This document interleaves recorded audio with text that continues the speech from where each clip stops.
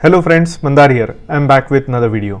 I took a few days off since last week for some personal reasons, but I'm back into making videos and this is my first video after a while.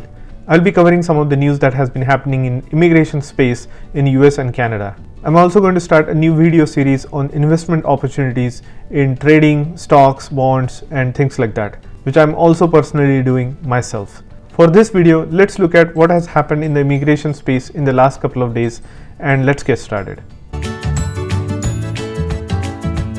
If you are here for the first time, welcome. My name is Mandar and I make immigration related videos for US and Canada. I'm not an immigration lawyer, so anything that I say on this video or on my channel is for information purpose only. And for your specific immigration needs, I highly suggest you hiring a competent immigration lawyer. Now it's been 15 days that the new administration has taken charge, and believe it or not, President Biden has already signed more than 30 executive orders. They cover a long range of topics, not just immigration but also pandemic and relief aid for a lot of Americans.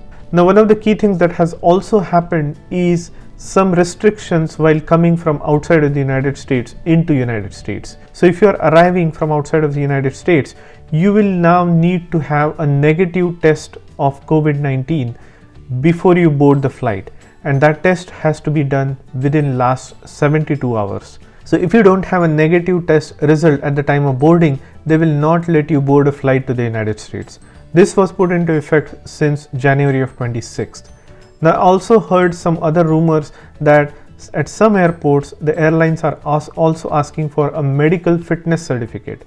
Now this is rare, this is not part of any policy, but there have been some reports that people, especially traveling from India to United States, have been asked for medical fitness certificate at the time of boarding.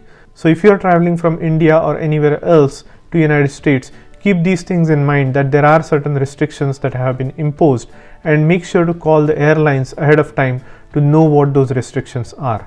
Now in order to curb the transmission of this disease, Canada has also put some restrictions on the travel. Canadian Prime Minister Justin Trudeau has already asked Canadians to not travel outside of Canada, and especially during the spring break when a lot of Canadians travel south for warmer weather. So everybody has been encouraged not to travel at all.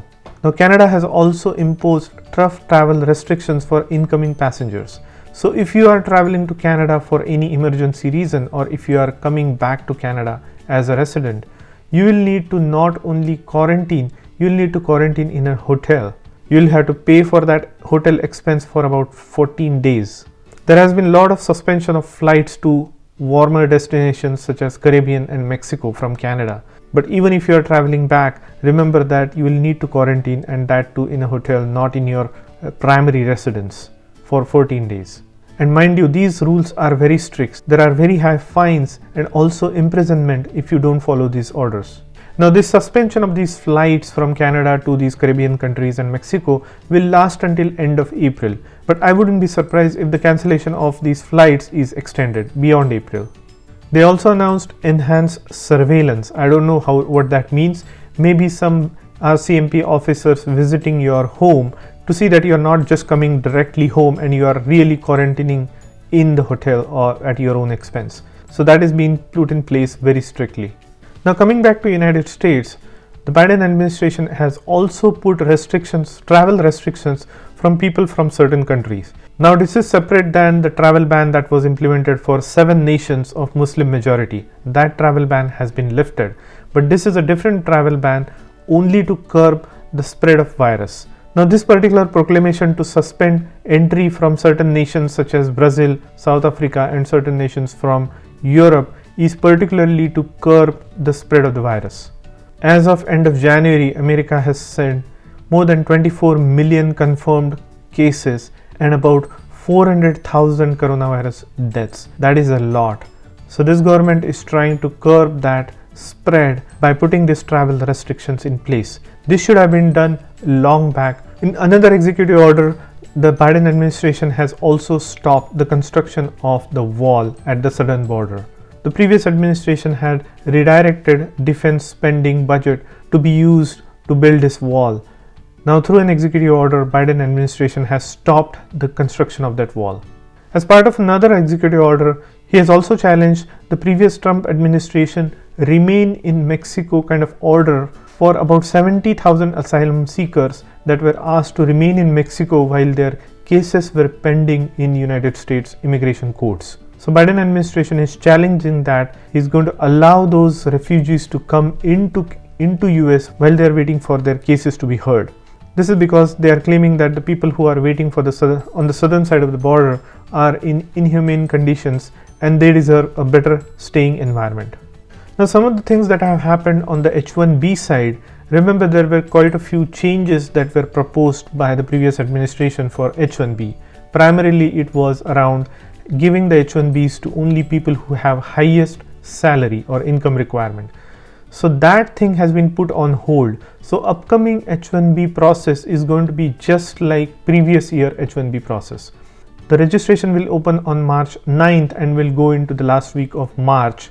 The process for the registration is very simple. Your company just submits minimum information for the candidate and paying the $10 registration fee to get you into the line for H1B. Then USCIS will run the lottery as they usually do year after year and select the people who are winners of the lottery for the H1B program. And this is cap subject H1B. Now once they are selected, they will get notifications and will be asked to do the full-fledged application. That is when you submit the detailed documentation to get your actual H1B. So process will be very much similar to what it was last year.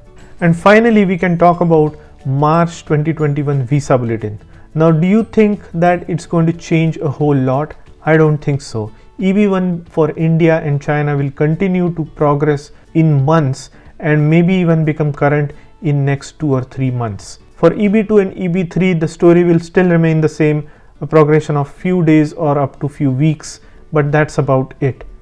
You may start to see that EB2 progression will start speeding up as against EB3, or they would probably be running at the same time.